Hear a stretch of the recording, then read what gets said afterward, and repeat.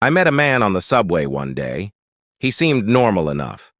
We each had a long ride ahead of us, and the carriage stayed empty, so we got to talking. The first thing he asked, after noticing the ring in my finger, was, "Married?"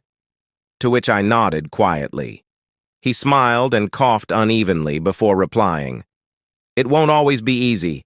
Me and my Delia have 50 years now. Never was easy. How did you folks meet?" The man must have had trouble hearing me. Old age had not treated him kindly. Jowls developed and sunk so low past his jaw that they reached past his chin. Wisps of white hair clung to his ears and nose in unfashionable clumps. His very voice sounded drowned and beaten in the mud. "I didn't get ya," he asked while joining the booth next me. Then he stuck out a liver-spotted hand. "Marvin. Matt, pleasure to meet you."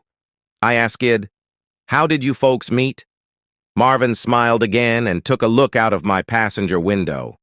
"At a bar, of course, a story as unoriginal as any other." He chuckled. "But there was nothing unoriginal about her dress. What do the kids call it? Fire. If there was one word to describe Delia in 1953, it would be fire. She was 18 and far from in between, let me tell you." Marv tapped his cane excitedly. "You know what, kid?" he asked. "I'll let you in on a little secret." I laughed. "Oh yeah? What's that?" "She's here right now." I smiled nervously and looked around the cabin. It was empty. Marvin chuckled again and patted me on the back. I felt the hair on my neck stand up and straighten uncomfortably at the contact. Something about close quarters with strangers and suddenly schizophrenic trainside confessions made me squirm. "You must find me a loon," he whispered with a toothy or toothless grin. "Go on, say it." He paused and attempted his best Valley Girl accent. "Say, 'Oh, Marv, you're such a loon.' I don't know if you have ever heard an old man trying on a teenager's voice. It did nothing to calm my nerves. Marv, there's no one else on this train but us." He grinned again. "I don't mean physically, of course, but she is here. She's wearing that red dress again, same as the day we met." I began to wonder why this man would even tell me this.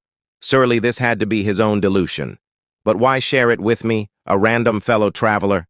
"He doesn't believe us," Marv concluded with lightning-fast anger. "Show him, D." A ticket checker from the transit system happened to be walking by. After a tap of Marva cane, the woman fell and smacked her mouth against the metal table. She ran away, crying in a heap of blood. "Again?" he asked. I shook my head aggressively, but Marv tapped his cane once more. The lights to the cabin flicked back and forth. The doors slammed shut and open. A horrific ringing filled my ears so loud that I had to scream and beg for it to stop. "Why?" I asked deliriously. "Why do this to me?" Suddenly everything stopped. The lights turned back on. The same ticket checker showed back up with a bandaged lip and nose. "You're married," Marv whispered quietly. "You may need to know what I know one day." "What?" I asked exasperatedly. "My wife and I were together over 50 years before she passed. I don't want to live in a world without her. I don't understand anything without her. I want to live in a world where we are like that night at the bar. Crazy, free, mischievous, and 18 forever. And as far as we know, there is only one way to do that." The train bell rang. Lancaster Street. Marvin got up slowly and pointed to the sign, indicating that this was his stop. Truthfully, I was half glad to be free of the loon. I waved lazily and returned to my book. But I watched him exit the train through my window. I watched him collect his belongings and straighten his tie on the platform. I watched him lean forward and look down the opposite track. And I could swear. A woman in a red dress appeared by his side. Then I watched him spread his arms and jump in front of an approaching train with a perfectly elegant dive.